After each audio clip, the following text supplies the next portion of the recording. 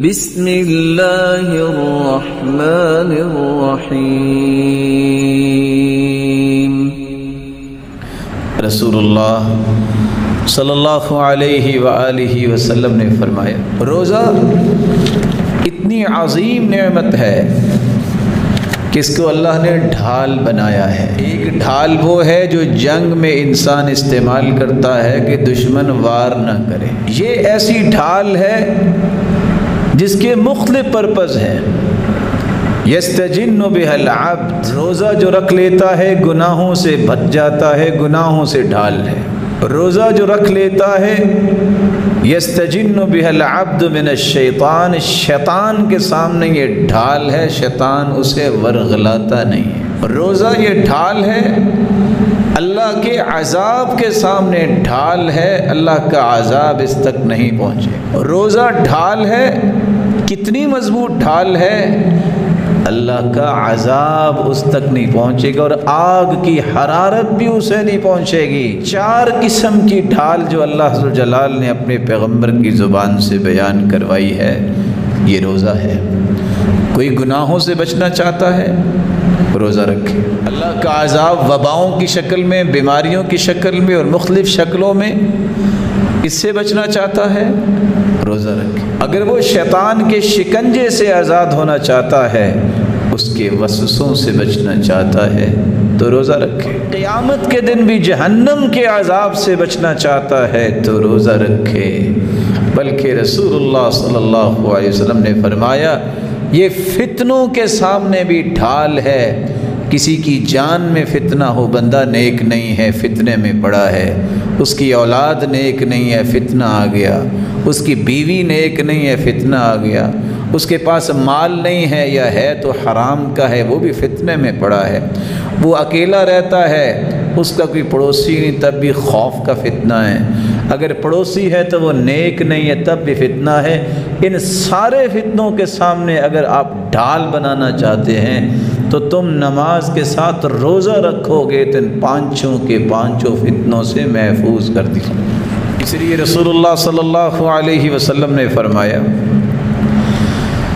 روزے دار جب فجر سے لے کے مغرب تک کوئی چیز کھاتا اور پیتا نہیں اور خاموشی بھی اختیار کرتا ہے، لغویات سے بچتا ہے، غیبت سے بچتا ہے، تو نہ کھانے کی وجہ سے جو روزے دار کی مہک اس کے منہ سے آتی ہے وہ کستوری سے بھی زیادہ اللہ کو اچھی لگتی ہے۔ رسول اللہ صلی اللہ علیہ وسلم نے دو چیزیں بیان کی ہیں۔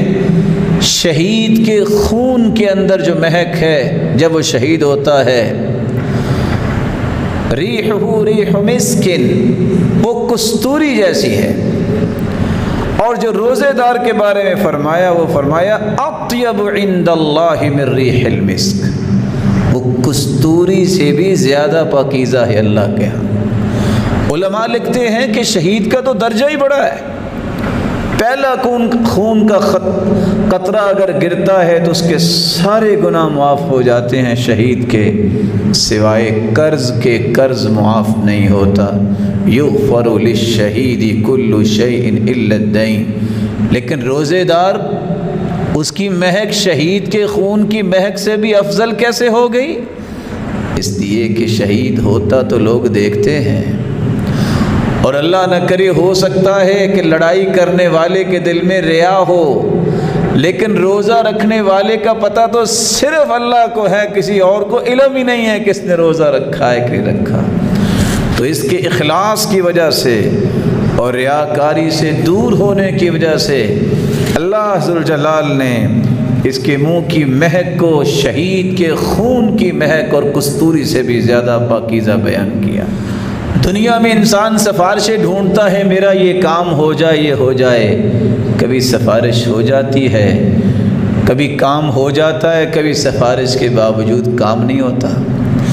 جس دن سارے سفارشی دوڑ جائیں گے وہ قیامت کا دن ہے، اس دن یا تو قرآن سفارش کرے گا یا پھر روزہ سیام سفارش کرے گا، اور اللہ دونوں کی سفارش کو قبول فرمائیں گے۔